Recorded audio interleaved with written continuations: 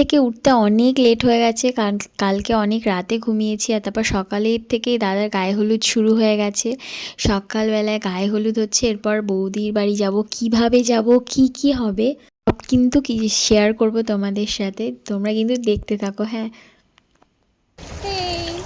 Hello guys, দেখো আমরা এখন যাচ্ছি দাদা নিয়ে হেঁটে হেঁটে মেয়ের বাড়ি।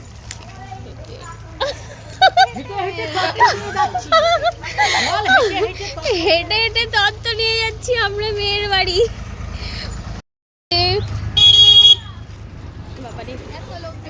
এত লোকজন।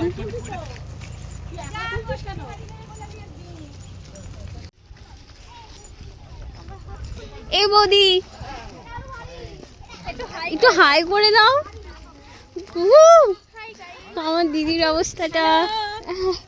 যাই বাবু, দইয়ের হাঁড়ি না, ওটা মিষ্টির হাঁড়ি।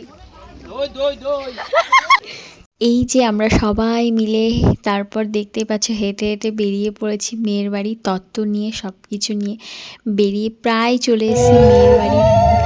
গিয়ে দেখো তত্ত্বগুলো সবাই লাইন দিয়ে নিয়ে যাচ্ছে। এখানে কিন্তু বৌদির আশীর্বাদ শুরু হয়ে গেছে, গায়ে হলুদ হবে তারপর। এখানে দেখতে পাচ্ছ জামাইবাবু কিভাবে মিষ্টি খাচ্ছে, দেখো জাস্ট, এটাই আমি একটু ক্যাপচার করেছি।